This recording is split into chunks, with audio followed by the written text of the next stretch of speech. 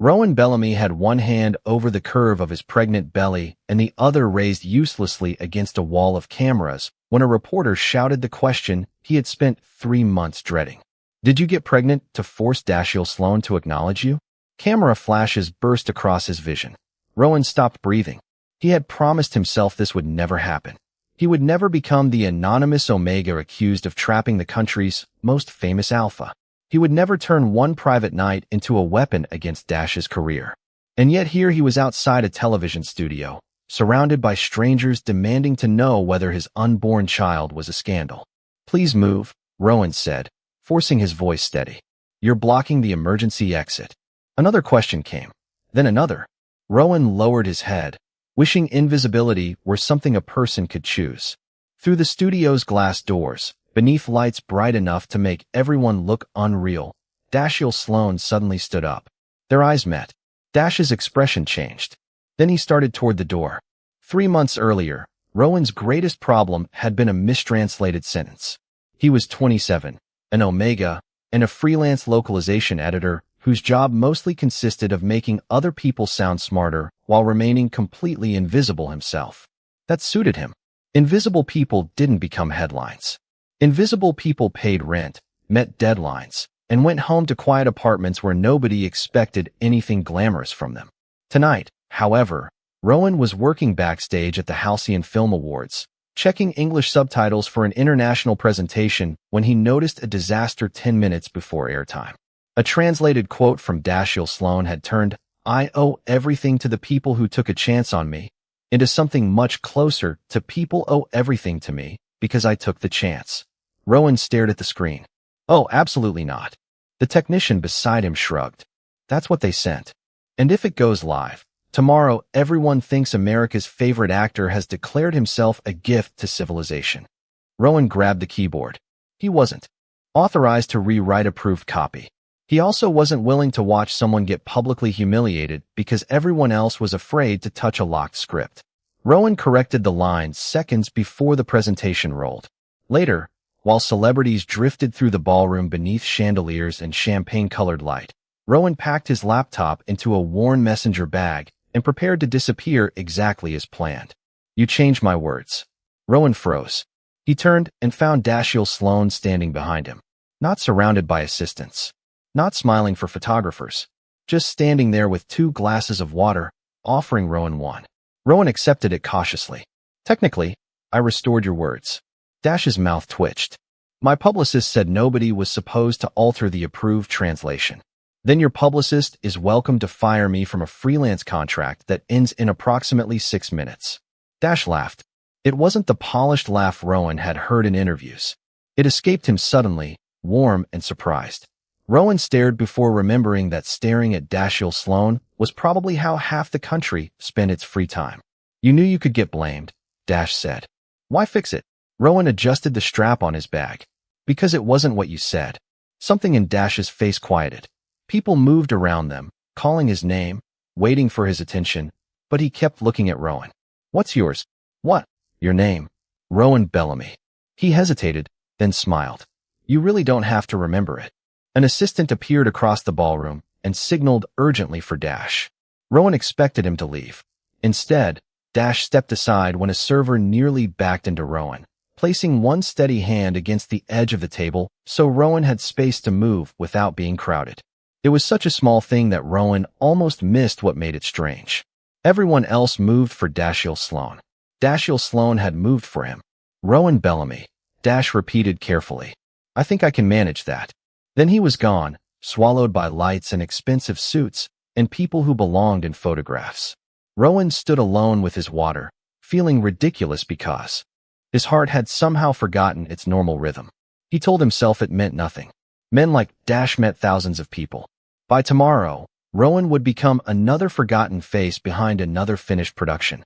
He made it halfway through the hotel lobby before someone called his name. Not Mr. Bellamy. Not hey you. Rowan. He turned. Dash was crossing the marble floor toward him, jacket folded over one arm, leaving 3 visibly confused assistants behind. For the second time that night, the most recognizable man in the country was walking away from everyone else and directly toward him.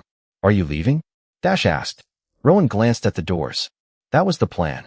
Dash looked toward the glittering ballroom behind him, then back at Rowan. Would you consider changing it? That depends, Rowan said, tightening his grip on his messenger bag. Are you about to offer me a mysterious celebrity job, or am I being escorted somewhere because I violated subtitle law? Dash smiled again, smaller this time. Neither. I was going to ask if you wanted dinner. Rowan stared at him. Somewhere behind Dash, an assistant was holding a phone and wearing the expression of a man watching a train ignore its tracks. Dinner, Rowan repeated. With you. That is generally how invitations work. You have an awards party full of movie stars behind you. Dash glanced toward the ballroom, where his name floated through the noise every few seconds. Exactly. That answer followed Rowan all the way to a 24-hour diner 6 blocks from the hotel. Dash had suggested someplace quiet. Rowan had expected a private restaurant with velvet curtains and appetizers that cost more than his electric bill.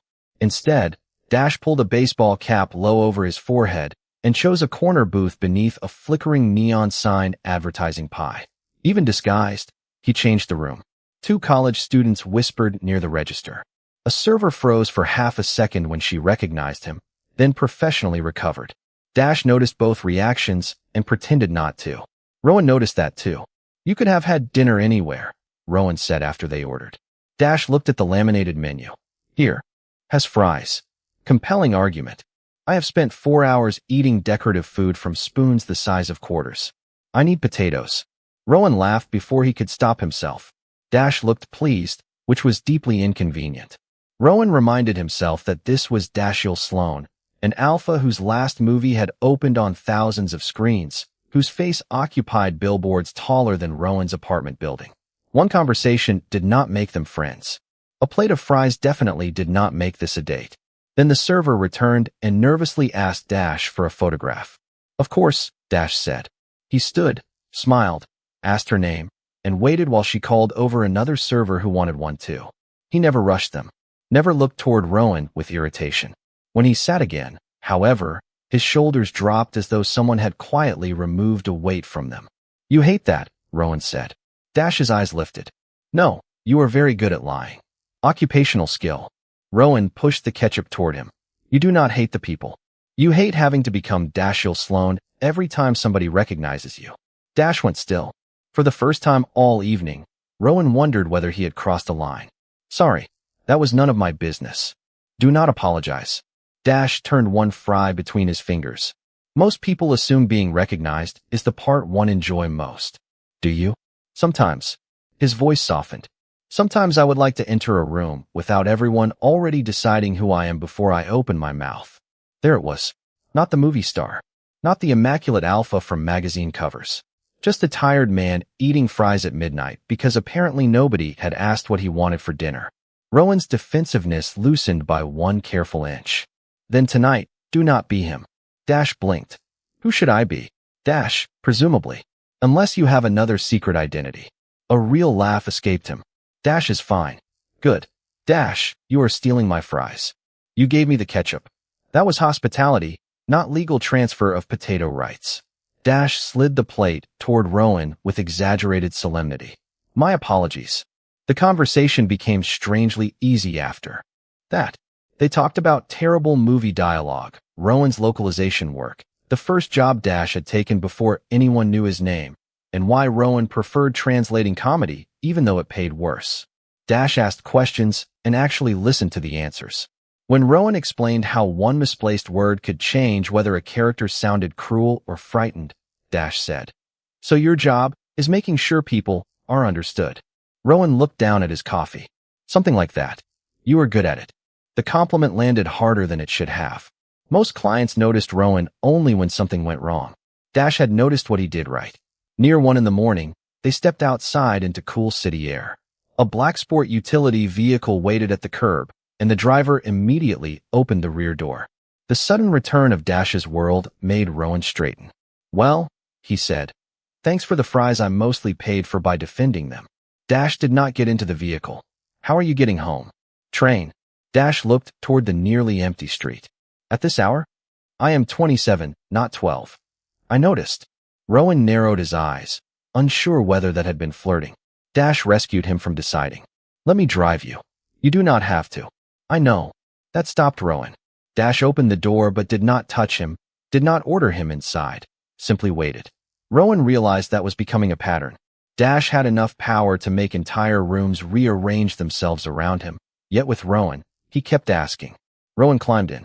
20 minutes later, the vehicle stopped outside his apartment building. Rowan reached for the handle. Rowan. He turned. Dash held out his phone. Put your number in. Suspicion returned automatically. Why? Dash's expression was unexpectedly uncertain. Because I would like to see you again when neither of us is working. Rowan looked at the phone, then at the man holding it. You meet thousands of people. I know. You probably forget most of them. Dash's gaze stayed on his. I remembered you. Rowan entered his number. A second later, his own phone buzzed in his pocket. He looked down at the new message. It contained only 3 words. This is Dash. Rowan smiled despite himself. Very informative. I wanted to avoid confusion. Rowan stepped onto the sidewalk, but before he could close the door, Dash spoke again. Call me because you want to, Rowan. Not because of who I am. Rowan stood beneath the apartment light, suddenly aware that the loneliness waiting upstairs felt a little less permanent than it had that morning. Good night, Dash. Good night. Rowan closed the door and watched the vehicle disappear down the block. His phone buzzed again. He expected another message. Instead, the screen showed an incoming call from Dash. Rowan answered, bewildered. You left 30 seconds ago. Dash's voice came through warm and almost embarrassed. I know. I forgot to ask you something. What? A pause. Are you free tomorrow? The next evening, Rowan discovered that being invited to dinner by Dashiell Sloan was apparently not a one-time lapse in celebrity judgment. Dash called again the following morning. Then he sent Rowan a photograph of catastrophically burned toast with the message, I have been informed this counts as breakfast. By Friday, Rowan had stopped checking every conversation for the moment Dash would become bored of him. 2 weeks passed in small, improbable pieces. Coffee after Rowan finished work. A bookstore where Dash wore a baseball cap and spent 40 minutes reading terrible movie summaries aloud. Late-night phone calls in which Dash sometimes spoke and sometimes simply listened while Rowan worked. Nothing had been defined. Rowan preferred it that way. Definitions created expectations, and expectations were dangerous when one person lived in a one-bedroom apartment and the other had his face displayed 40 feet tall above Sunset Boulevard. Then Dash invited Rowan to a private screening. Absolutely not, Rowan said when he saw the entrance. Cameras lined the barricades outside. Publicists moved through the lobby with headsets and terrifying efficiency. You said private. Compared to a premiere, this is private. There are at least 80 people here. 73. Rowan stared at him. That is worse because you counted. Dash smiled and offered Rowan his arm, then seemed to reconsider. Instead, he simply walked beside him. The difference mattered. Inside, it took less than 3 minutes for Rowan to understand the social hierarchy of the room. Actors occupied the center. Executives orbited them. Everyone else calculated where they belonged. Rowan belonged approximately behind a decorative plant. A studio representative glanced at his plain charcoal jacket and event badge. Localization staff can wait near the rear until the screening begins. Rowan opened his mouth, but Dash answered first. He is with me. The representative immediately changed expression. Rowan hated how quickly it happened. Of course, Mr. Sloan. Dash did not move. And his name is Rowan Bellamy. Silence flickered between them. The representative looked at Rowan properly this time. Mr. Bellamy, my apologies. Rowan expected Dash to continue toward the executives waiting for him. Instead, Dash remained beside Rowan until the man walked away. You did not have to do that, Rowan murmured. Yes, I did. Why? Dash looked genuinely confused by the question. Because you have a name. Something warm and deeply inconvenient settled beneath Rowan's ribs. Before he could answer, the screening coordinator hurried toward them holding a tablet. We have a problem. A last-minute subtitle file for a major international trailer had arrived corrupted, and the replacement translation contained timing errors. Rowan listened for 30 seconds before instinct took over. Show me. The coordinator hesitated. We have our own team. Then use them, Rowan said calmly. But your opening line is appearing almost 2 seconds before the actor speaks, which destroys the reveal. Dash looked at the screen. He is right. 10 minutes later, Rowan was at a workstation with 3 increasingly nervous staff members watching him rebuild the timing. He corrected 2 phrases, removed a translation that sounded technically accurate but emotionally ridiculous, and caught a character name that had been assigned to the wrong speaker. "How did you see that?" someone asked. "Because the character would never say it that way. You have not seen the movie." Rowan pointed toward the previous line. "I do not need to." He is apologizing without admitting he is apologizing. The next sentence has to preserve that. Behind him, Dash went completely quiet. Rowan finished with 90 seconds remaining. The trailer played cleanly. The final line landed. The room applauded. Rowan immediately tried to retreat toward his decorative plant. Dash caught up beside him. "You do that a lot. Hide behind foliage? Make something work, then disappear before anyone can thank you." Rowan glanced away. "My job is supposed to be invisible. Your work can be invisible. You should not have to be."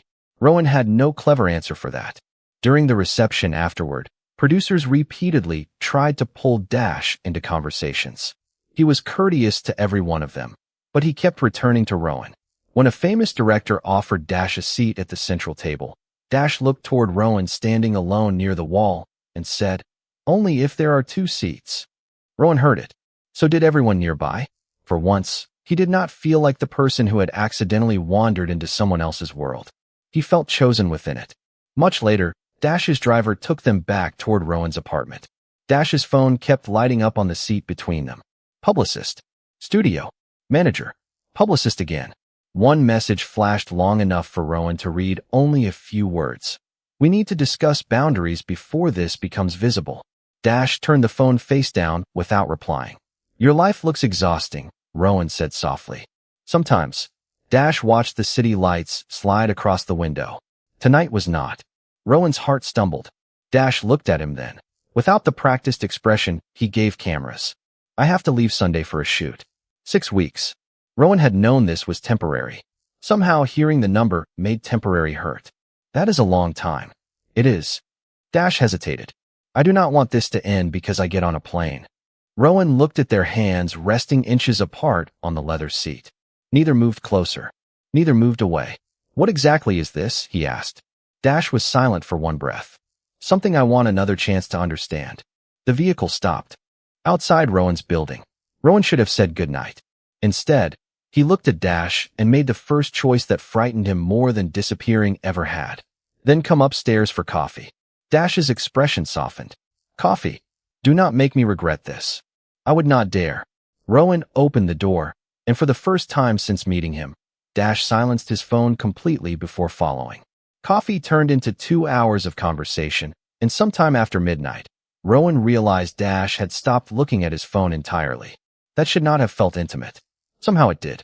They sat at opposite ends of Rowan's couch with mugs cooling between their hands while Dash told him about leaving for Vancouver on Sunday, and Rowan explained why translating humor was essentially professional suffering. When Dash finally stood to leave, he paused at the door. "I meant what I said downstairs." Rowan tried for humor because sincerity made him nervous. "About surviving my coffee? About not wanting this to end." Rowan looked at him. Dash did not reach for him. He simply waited, giving Rowan the same choice he always seemed to give him. Rowan stepped closer first. Their kiss was quiet and brief, less like a promise than a question neither of them knew how to answer yet. By morning, however, the outside world had answered for them. Rowan woke to 17 notifications and a photograph taken outside his apartment building. Dash was recognizable beneath his baseball cap. Rowan was beside him, mostly hidden in shadow. The headline called him an unidentified Omega companion. Rowan stared at those words until they stopped looking like English. His phone rang. "Dash, do not read the comments," Dash said immediately. "Good morning to you too." Rowan. "Too late." Silence. Then Dash's voice changed, losing the controlled tone he used whenever something went wrong. "Are you okay?" That question hurt more than the comments. "Gold digger." "Nobody." "Temporary distraction." One post had enlarged Rowan's messenger bag and joked that Dash apparently had a weakness for underpaid assistants. "I am fine." "You are lying." "Occupational skill," Rowan said, borrowing Dash's words. He expected a laugh. None came. "I am coming over. You have a flight tomorrow." "I know." 40 minutes later, Dash arrived without an entourage. carrying breakfast, and looking considerably less polished than the man on magazine covers. Rowan let him in. Your publicist is probably thrilled. She used the phrase preventable catastrophe twice. Comforting. Dash set the food down, but did not sit. She wants me to issue a statement saying you were a contractor discussing work. Rowan's stomach tightened. It was technically plausible. Clean. Safe. It would return him to invisibility exactly where he belonged. You should. Dash's expression went cold. No, Dash, this is your career. And your reputation. Nobody knows me. You know you. Rowan went quiet. Dash picked up his phone and called his publicist. His voice became the calm, precise voice Rowan had heard in interviews. I will approve a statement saying Mr. Bellamy is a respected localization professional and a personal guest. Nothing else. A pause. No, you will not imply that he pursued me for access. Another pause. Dash's jaw tightened. Then do not issue anything. He ended the call. Rowan stared at him. You just made your publicist furious. She will recover. You could have made this disappear. Dash finally looked at him. Not by making you look small. The words settled between them. Rowan had spent years accepting invisibility as the price of peace. Dash had just refused to purchase his own peace with it. That afternoon proved the problem was not disappearing. Rowan had been scheduled to finish revisions at the studio before Dash left town, and canceling would have cost him a client he could not afford to lose. The moment he entered the conference room, conversation thinned. One producer smiled with professional cruelty. Mr. Bellamy, your networking skills are apparently better than we realized. Rowan felt heat crawl up his neck. Before he could answer, Dash entered with his manager and two executives. Everyone immediately stood straighter. Dash greeted the room, then walked directly past the empty seat reserved for him. He stopped beside Rowan. I agree, he said. The producer blinked. Excuse me. His skills are better than you realized. Dash placed a marked script on the table. Rowan caught 6 localization errors in this campaign before your senior review team caught one. If you are going to discuss why he is in this room, discuss that. Nobody laughed now. Dash took the chair beside Rowan, not the seat at the head of the table. Beside him. For the next hour, he barely spoke unless someone addressed him. He did not need to. Every time Rowan made a correction, Dash listened. Every time someone tried to interrupt, Dash's gaze shifted toward them until they stopped. It was almost absurdly effective. Afterward, Rowan found him alone near the elevators. You frightened a vice president with eye contact. He interrupted you 4 times. You counted. I noticed things. Rowan smiled despite himself. Apparently. Dash's expression softened. I leave tomorrow morning. The warmth vanished from Rowan's chest. 6 weeks suddenly sounded enormous. Dash reached into his coat and held out a simple black access card. The studio gave me a secure video suite for remote rehearsals. This gives you access because I asked them to hire you for the international press scripts. Rowan stared at the card. You recommended me? No, Dash's mouth curved slightly. I told them to look at your work. They hired you. That distinction mattered. Dash had opened a door, but Rowan had earned the invitation through it. So now I am working on your campaign. Looks that way. That seems dangerous. Probably. Rowan took the card. Their fingers brushed for barely a second, but neither man immediately moved. 6 weeks, Rowan said. 6 weeks, Dash repeated. Then come back. Something vulnerable crossed Dash's face. Give me a reason.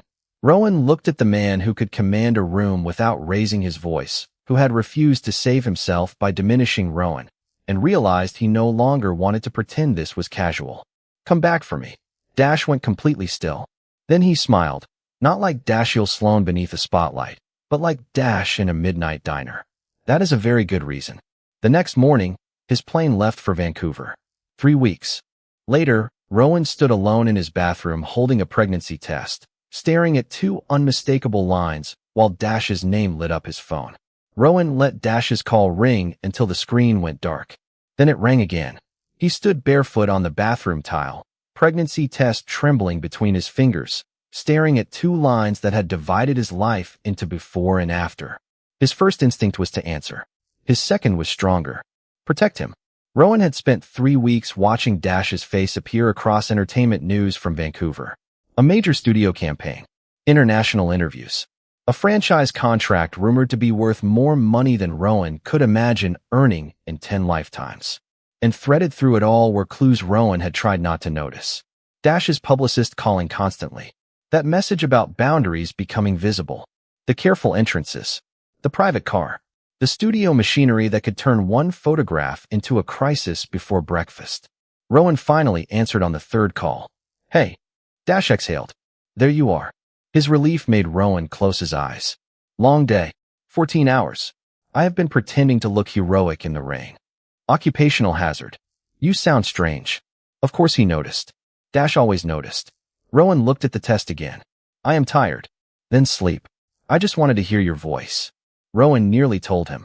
The words reached his throat and stopped there. Good night, Dash. A pause. Good night, Rowan. The next morning, a doctor confirmed what Rowan already knew. He was pregnant. Healthy. Early.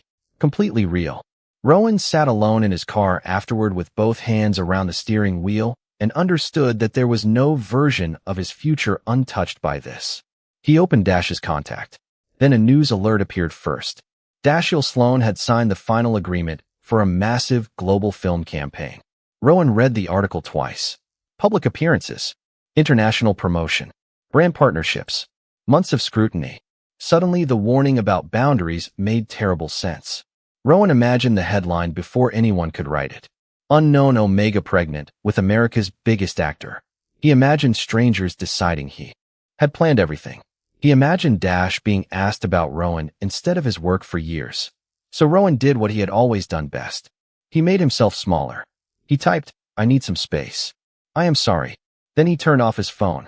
3 weeks later, Rowan was reviewing localization files at the Los Angeles studio when the entire hallway changed. Assistants straightened. Security moved toward the elevators. Someone whispered. Sloan came back early. Rowan's heart dropped. Dash stepped through the glass doors, still wearing the dark coat he had apparently traveled in. He looked exhausted. He also looked furious. Not celebrity furious. Not dramatic. Quietly, frighteningly hurt. Then his gaze found Rowan. Everything else disappeared from his expression. He walked toward him. You stopped answering. Rowan tightened his grip on the folder against his chest. You were working. That has never stopped me from calling you. Dash, did I do something? The question was so unguarded that Rowan almost broke. Then Dash's eyes lowered. Rowan's coat no longer concealed the subtle change in his body. Dash went completely still. Rowan. His voice barely carried. How far along are you? There was no useful lie left. Almost 10 weeks. Dash calculated silently. Rowan watched the answer reach him. Mine. Rowan nodded. Dash turned away for 1 second, pressing a hand over his mouth. When he faced Rowan again, anger had vanished. What remained was worse. Pain. You knew when you stopped answering me. Yes. And you were never going to tell me. I was protecting you. Dash stared at him. From my child? From me. Rowan hated how small his voice sounded. Your campaign just started. Your publicist was already worried about us being seen together. Your entire career depends on people buying a version of you. And I was not going to become the Omega everyone accused of trapping you. Dash's jaw tightened. There is something you do not know. He pulled his phone out and opened an email chain. Rowan recognized the publicist's name. The messages dated back to the morning after their photograph appeared. Proposed denials. Requests to distance Dash from Rowan. Warnings about sponsorship concerns. Dash's replies were short and unwavering. No statement that humiliates him. No suggestion that he pursued me. His private life is not collateral for this campaign. Rowan scrolled farther. One message made his stomach drop. The studio had warned Dash that continued publicity involving an undisclosed partner could complicate morality and image clauses attached to several endorsements. Dash had known his career was at risk before leaving. He had never told Rowan. You knew, Rowan whispered. You knew being seen with me could cost you contracts. Yes. And you let me think everything was fine. Because I did not want you measuring every moment with me against what it might cost. Rowan looked up sharply. You took that choice away from me. Dash flinched. I know. I spent weeks thinking I had to protect you because I did not understand what was actually at stake. And you took my choice away when you decided I would rather have those contracts than know about my own child. Silence fell between them. Neither man could escape the truth in the other's words. They had both hidden something for the same reason. They had both called it protection. Rowan's eyes burned. I do not want your money. I do not want publicity. I do not want you making some grand sacrifice because I am pregnant. Then what do you want? I do not know anymore. Dash absorbed that without moving closer. For once, he did not try to fix anything. All right. His voice was quiet. But I need you to know one thing. I did not hide those warnings because I was ashamed of you. I hid them because for the first time in years, I had something in my life that did not feel negotiated. Rowan looked away. Dash continued, softer. And I was afraid if you knew the price, you would disappear. The cruel irony of it landed between them. Rowan had done exactly that.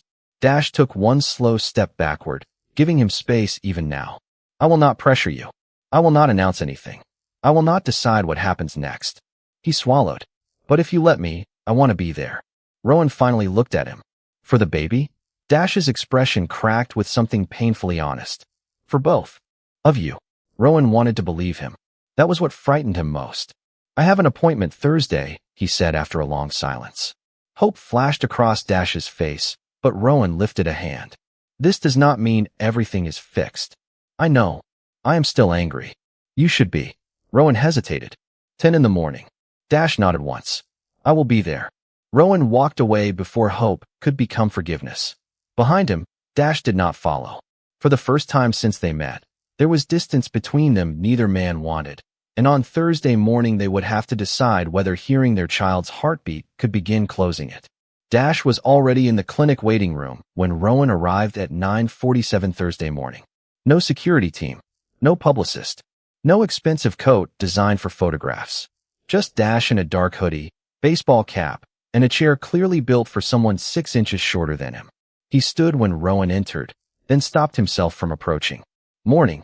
Rowan nodded. You are early. I have been here since 9:15. Why? Dash glanced toward the hallway. I was afraid traffic would make me late. Rowan almost smiled. Dashiell Sloan, a man whose film productions rearranged entire schedules around him, had arrived 45 minutes early because Rowan had given him one chance, and he was terrified of wasting it. That mattered. It did not erase the hurt. It mattered anyway. When the nurse called Rowan's name, Dash waited until Rowan looked at him before following. He asked permission before entering the exam room. He asked where Rowan wanted him to sit. He asked nothing about decisions Rowan had not made yet. Then the room filled with a rapid, delicate heartbeat. Dash froze. Rowan turned toward him and watched every layer of control disappear from his face. His eyes became bright. His mouth opened, but no sound came. That is normal, the doctor said gently. Everything looks good. Dash nodded as if someone had given him instructions for breathing. Rowan quietly pulled a tissue from the box and handed it over. Dash accepted it with a helpless laugh. I am handling this extremely well. Obviously, nobody can ever know about the tissue. I translate for a living. Confidentiality is sacred. Their eyes met, and something cracked open between them. Not forgiveness. Something smaller. Safer. After the appointment, rain hammered the parking lot hard enough to blur the buildings across the street. Rowan reached for his umbrella. Dash took it first. I can hold an umbrella. I know. We have discussed your tendency to help people who did not ask. Dash handed it back immediately. You are right. Rowan stared at him, then sighed and moved beneath the umbrella. You can hold the other side. Dash did. They crossed the parking lot shoulder to shoulder, both getting slightly wet because neither would take more than half. Rowan laughed first. Dash followed. It was ridiculous. It was also the most normal Rowan had felt in weeks. Dash drove him home because the rain had delayed public transit, but he did not assume he was coming upstairs. He waited at the curb until Rowan said, I have soup. Dash looked cautiously hopeful. Is that an invitation? It is soup. I will take what I can get. 20 minutes later, Rowan found the most famous actor in the country sitting at his kitchen table reading a prenatal information packet with the concentration of a man preparing for a final exam. You highlighted it. There were important sections. You have 3 colors. Different levels of importance. Rowan stared at him. You are terrifying. That is what my publicist says. The joke faded naturally. Dash looked down at the packet. My mother used to keep folders like this. Rowan sat across from him. Dash rarely mentioned family. For what? Everything. School forms. Auditions. Contracts. His thumb moved along the paper's edge. She managed my career until I was 19. Then managers took over. Then studios. Everyone meant well, mostly. But eventually I stopped knowing where advice ended and permission began. Rowan stayed quiet. Dash continued. My father left when I was young. My mother was terrified I would lose every opportunity we had worked for, so every decision became about protecting the future. When I became famous, that fear just got more expensive. So you learned to hide anything people could use to change the plan. Dash looked at him. Yes. Rowan understood more than he wanted to. Including me. That was the mistake. Dash did not reach across the table. You were the first part of my life in years that did not feel managed. I thought if I kept the pressure away from you, I could keep us normal. But you decided what I was allowed to know. I did. No excuse followed. That helped more than another apology would have. Rowan looked toward the refrigerator, where the ultrasound image was held beneath a cheap magnet shaped like California. I did something similar. Dash said nothing. I decided you would choose your career, so I disappeared before you could choose anything. Were you afraid I would choose wrong? Rowan swallowed. I was afraid you would choose me and regret it. Dash's expression softened with painful understanding. And I was afraid you would learn what being with me costs and leave. There it was. Two men trying so hard not to be abandoned that they had nearly abandoned each other first. Rowan did not forgive everything that afternoon. Instead, they built rules. No withholding information that affected both of them. No public statements without discussing them together. No using money as a substitute for showing up. Dash wrote every rule into his phone. Over the following weeks, he followed them. He attended appointments when Rowan invited him. When work kept him away, he called instead of sending assistance. He learned which takeout Rowan could tolerate when morning sickness made half the city smell unbearable. Rowan, in return, began answering the door without bracing himself. One evening, he found Dash sitting cross-legged on his living room floor, surrounded by crib pieces. You know I am not due for months. I want to practice. Rowan examined the upside-down instruction manual. You built the base backward. Dash stared at it. I have won awards. None for furniture. Rowan sat beside him, laughing, and together they took it apart. At some point their shoulders touched. Neither moved away.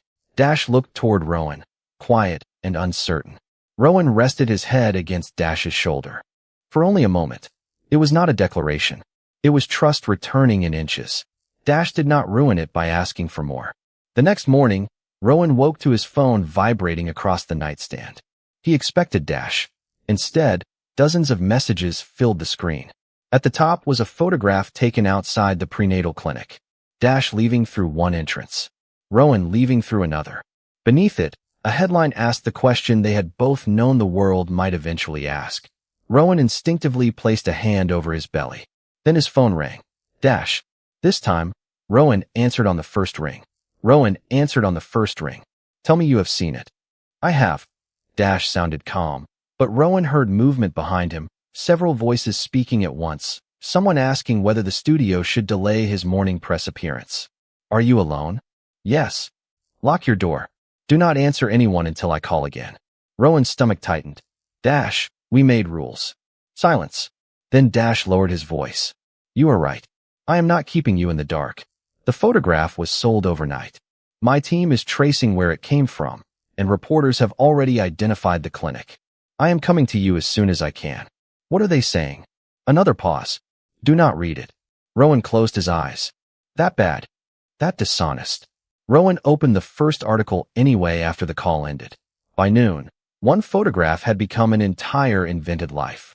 The story claimed Rowan had pursued Dash through professional access, arranged repeated private meetings, and become pregnant after attaching himself to a celebrity client. Then someone leaked screenshots. Rowan recognized his own messages immediately. Come back for me. Come upstairs for coffee. I need some space. I am sorry.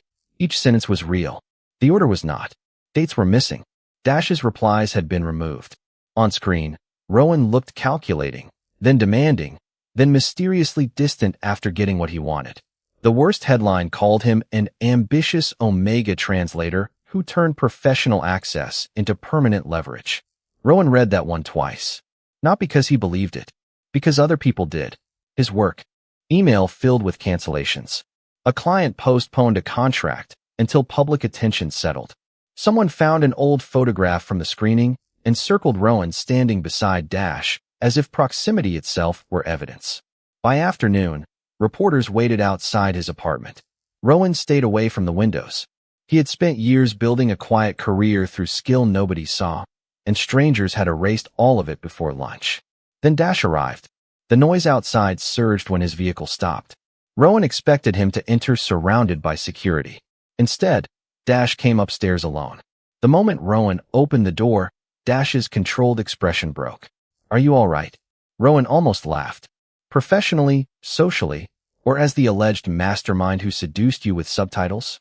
Dash's jaw tightened. "None of this is true. Enough of it looks true.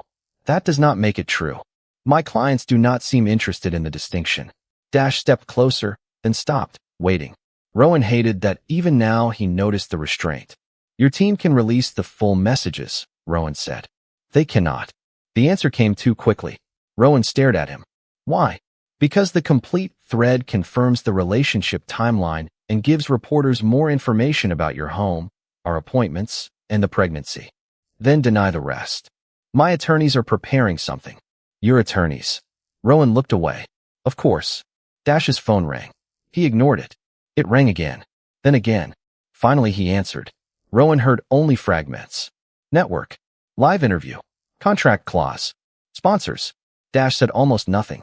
His face became the unreadable one the public knew. "I understand," he said finally, and ended the call. "What?" Rowan asked. Dash remained silent. "What did they say?" "My interview tonight is still happening. And they're going to ask about you." Rowan waited. Dash did not say what he planned to answer. That silence found every old fear Rowan had spent weeks learning not to trust. "Are they telling you to deny me?" Dash's eyes met his. "They are telling me not to make any statement until legal clears it." "That was not my question." "Rowan, are they telling you to deny me?" Dash's voice dropped. "They are telling me that anything I say tonight could trigger contract reviews across 3 projects and several endorsements." There it was. The price, finally spoken aloud. Rowan felt strangely calm. "And what are you going to do?" Dash looked at him for a long moment. "I cannot tell you yet." Rowan flinched as if the words had weight. Dash stepped forward. "Not because I am ashamed of you." "Then why?" "Because if I tell you what I am planning, you will try to stop me. You promised no more hiding things that affect both of us." "I know." "Then you are breaking the rule." Pain crossed Dash's face. "For a few hours, yes." Rowan stared at him. Weeks of appointments, soup, phone calls, badly assembled furniture, careful trust rebuilt inch by inch, and suddenly he was standing outside a locked door again. "I cannot do this," Rowan whispered. "I cannot keep learning that I only know the truth when you decide I can handle it." "Rowan, please trust me until tonight." That is what everyone says when they want trust without giving any. Dash went still. Rowan opened the apartment door. It was the hardest thing he had done since discovering the pregnancy. "You should go." Dash looked as though he wanted to argue. He did not. "I will fix what I can. That is not what I need from you." Dash's expression softened with hurt. "I know." He left. By 6 that evening, the story had spread nationwide. Rowan sat alone on his couch while television commentators debated whether he was a victim, an opportunist, or a calculated threat to Dash's career. Nobody asked who he actually was. His phone filled with messages, but none came from Dash. At 7:30, Rowan saw the announcement that Dashiell Sloan would address the controversy during a live television interview at 8. Rowan stared at Dash's name on the screen until his vision blurred. For months, he had feared becoming the reason Dash lost everything. Now Dash had one public choice to make, and Rowan could not bear to sit alone waiting to learn whether he was the thing Dash would sacrifice to keep it. He stood, pulled on his coat, took the secure studio pass from the kitchen drawer, and slipped it into his pocket. He would return it. Then he would disappear before Dash ever had to choose. 40 minutes later, Rowan reached the television studio and immediately knew he had made a mistake. Someone recognized him before he reached the entrance. "That is him." Cameras turned. Reporters rushed forward. Questions collided around him. Rowan instinctively covered his belly with one hand. "Did you use the pregnancy to pressure Dashiell Sloan? Were you targeting him from the beginning? Is he refusing to acknowledge you?" Rowan backed toward the glass doors. Every humiliation he had read that day suddenly given a human voice. Inside the brightly lit studio, Dash sat beneath the live broadcast countdown. Rowan saw him through the glass. Dash turned his head. Their eyes met. Rowan expected uncertainty. He expected calculation. Instead, Dash looked at Rowan's hand protecting their child, then at the reporters surrounding him, and something in his face became absolutely still. The countdown reached 10. A producer touched Dash's shoulder and pointed toward his chair. Rowan lowered his eyes. Of course, the broadcast was starting. He turned away from the glass, convinced he finally understood where he stood in Dash's life. Behind him, the studio audience began applauding. The applause inside the studio rose as Rowan turned away from the glass doors. He made it 3 steps before a reporter moved in front of him. "Mr. Bellamy, if you have nothing to hide, why will you not answer?" Rowan stopped. Hours ago, that question would have made him shrink. Now he looked directly at the reporter. "Because being pregnant does not make my private life public property." For one brief second, the crowd went quiet. Then the questions started again. Inside, the host smiled toward the live camera. "Dashiell, there has obviously been intense speculation today about your relationship with Rowan Bellamy." Dash sat perfectly still. "There has. Several reports suggest Mr. Bellamy used professional access to pursue you, and leaked messages appear to support that claim. Is he the father of your child?" Dash's expression changed. "First, Rowan is not the father. I am. Rowan is carrying our child." Outside, Rowan froze. Every nearby phone was streaming the interview. The host hesitated. "So you confirm the relationship?" "I confirm that almost everything being said about how it began is false." Dash reached inside his jacket and placed several printed pages on the table. "My legal team obtained the metadata from the leaked screenshots this afternoon. The images published today were edited from messages stored in a contractor account connected to my publicity campaign. Dates were removed. My replies were deleted. Several separate conversations were rearranged to create a sequence that never happened." The studio went silent. "The contractor who accessed those records has been terminated," Dash continued. "The agency involved has confirmed the unauthorized access and is cooperating with an investigation. Publications were given the verification data before this broadcast. Several have already withdrawn their stories." Rowan stared at the screen of a reporter's phone. Dash had not spent the afternoon deciding whether to deny him. He had spent it building proof strong enough that nobody could dismiss the truth as celebrity damage control. The host looked down at the pages. "But Mr. Bellamy did meet you through professional work." "Yes. And he did ask you to come back for him." Dash almost smiled.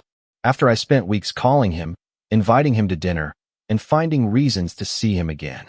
A nervous laugh moved through the audience. "Rowan did not chase me. I chased him." The host shifted. "Your representatives warned that acknowledging this relationship could affect several contracts.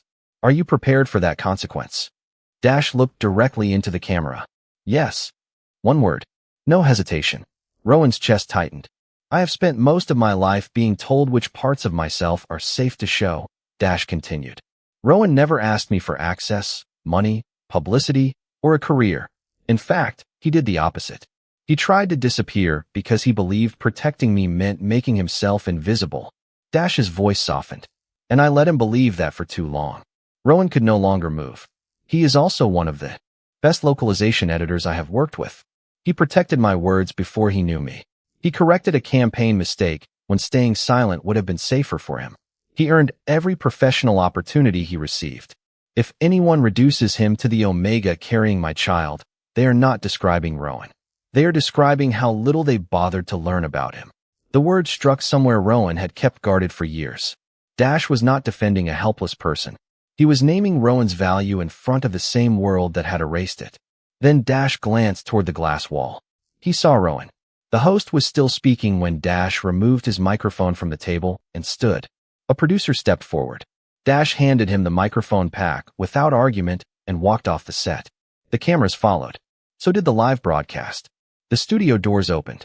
Reporters surged with questions, but Dash did not answer any of them. He walked straight toward Rowan. Rowan's first instinct was still to retreat. "Dash, your interview can wait. Your contracts, my decision. Your team, also my decision." Dash stopped in front of him and held out his hand. He did not grab Rowan. He did not pull him into a performance. He simply offered his hand in front of every camera and waited. Rowan stared at it. 3 months ago, he had believed love meant knowing when to disappear. That morning, he had still believed being worthy meant causing as little trouble as possible. Now he understood something painfully simple. Dash was allowed to choose. So was he. Rowan placed his hand in Dash's. The cameras erupted. Dash closed his fingers around Rowan's and led him through the doors, not behind him, but beside him. When they returned to the set, Dash did not take his original chair. He asked for another. Rowan sat next to him. The host looked stunned. Dashiell, what exactly are you saying tonight? Dash looked at Rowan first. Only after Rowan gave the smallest nod did he face the camera. I am saying he is not a scandal. He is not leverage. He is not a mistake. His thumb moved once across Rowan's knuckles. He is my family. Rowan's eyes burned, but this time he did not. Lower them. And I would like to say something too. Dash immediately went silent. Rowan faced the camera. I did hide because I was afraid people would think exactly what they thought today. But fear does not make their version of me true. I worked for my career. I chose this pregnancy. And whatever happens between Dash and me, I will not apologize for existing in his life. Dash looked at him with unmistakable pride. The host nodded slowly. That seems very clear. Good, Rowan said. I translate for a living. Dash laughed, and the tension finally broke. By the time they left the studio, 2 outlets had issued corrections. Rowan's largest client had reinstated his contract, and the publicity agency had announced an internal review of the leak. None of it felt as important as the hand still holding his. Outside, the same cameras waited. Rowan stopped before they reached the car. Dash looked at him. Too much. Rowan shook his head. No, I am done running. Something vulnerable returned to Dash's eyes. Does that mean you forgive me? Rowan squeezed his hand. It means I want to find out what we are when neither of us is hiding. Dash smiled softly. I can work with that. Rowan smiled back. For the first time, the future did not feel like something happening to him. It felt like something they might choose together. 3 months after the live interview, Rowan stood outside the same television studio and realized he was not afraid of the cameras anymore. They were still there. Reporters still called Dash's name. A photographer even recognized Rowan and lifted his camera, but Rowan did not lower his head or search for somewhere to hide. He adjusted the blanket around the sleeping baby in his arms and waited. Life had not transformed into a perfect celebrity fairy tale after that night. Some sponsors had walked away from Dash. One film contract had been renegotiated. Dash had accepted every consequence without blaming Rowan once. More importantly, he had changed the way he lived. His publicist still advised him, his studio still negotiated with him, but nobody made personal decisions for him anymore. When interviewers asked invasive questions about Rowan or the baby, Dash did not become angry. He simply said, "That belongs to my family, not the public," and moved on. He had learned that privacy did not require pretending the people he loved did not exist. Rowan had changed too. He kept his apartment through the rest of the pregnancy because he refused to move into Dash's house simply because everyone assumed he should. He kept working. The studio that had once treated him like somebody standing too close to a celebrity hired him to supervise localization on 2 international releases. When the offer arrived, Rowan made them confirm in writing that Dash had not requested it. Dash had looked personally offended. You think I secretly arranged your promotion? I think you once got an entire conference room to stop interrupting me by looking at them. That was different. That was terrifying. It was efficient. Rowan had laughed. They still disagreed. That became part of learning each other honestly instead of trying to become easy enough not to lose. Dash attended every appointment he could. When he could not, he told Rowan why. Rowan stopped pretending he needed nothing. When he was tired, he said so. When he was scared, he said that too. Trust did not return in one dramatic moment. It returned in calendars shared, promises kept, doors knocked on, questions answered, and hundreds of ordinary choices nobody photographed. Their son arrived on a quiet Tuesday morning. Dash cried before the baby did. Rowan never allowed him to forget that. They released no hospital photographs and sold no exclusive story. 2 weeks later, Rowan posted one image himself. His hand. Dash's hand. Between them, 5 tiny fingers curled around both. No faces. No announcement beyond 2 words. Our family. The photograph became one of the most shared images of Dash's career, which Rowan found deeply funny considering Dash was not technically visible in it. The studio doors opened now, pulling Rowan back to the present. Dash emerged wearing the dark suit from his interview, followed by assistants discussing tomorrow's schedule. He saw Rowan and stopped listening to everyone else. That still happened. His entire face softened. You came. You left the diaper bag in my car. Rowan lifted it with one shoulder. Dash immediately took it. That is humiliating. You remember 300 pages of dialogue, but forget diapers. Different skill set. Dash leaned over the stroller and whispered hello to their sleeping son with the solemnity of greeting royalty. Then he looked at Rowan. How was your meeting? They approved me to lead the full localization team. Pride flashed across Dash's face. I knew they would. I did not need you to know. Rowan smiled. I needed me to know. Dash understood exactly what he meant. Fair. Cameras began clicking across the sidewalk. Months earlier, Rowan would have stepped away automatically. Instead, he reached for Dash's hand. Dash looked down at their joined fingers, then back at him. He never took that choice for granted. Still worried I will ruin your career? Rowan asked. Dash considered the question with unnecessary seriousness. You did ruin something. Rowan raised an eyebrow. Excuse me. Dash stepped closer, smiling. My ability to imagine a life without you. Rowan groaned. That sounded rehearsed. I am an actor. Terrible excuse. Did it work? Rowan looked at the man who had once hidden difficult truths because he feared being abandoned, then at their son sleeping peacefully between them. Unfortunately, Dash laughed. He did not ask Rowan for a public performance. He did not turn toward the cameras. He simply held Rowan's hand as they started walking. At the curb, Rowan stopped. Dash. What? I am ready. Dash's expression became careful. For what? Your place has the nursery. Mine has a crib blocking half the living room. Hope appeared slowly on Dash's face. Are you saying what I think you are saying? I am saying we can try living together. Rowan squeezed his hand before Dash could answer. Try. Not because of the baby. Not because television decided we are a family. Because I am choosing it. Dash's eyes became suspiciously bright. Nobody can ever know about the tissue situation happening again. Too late. Rowan.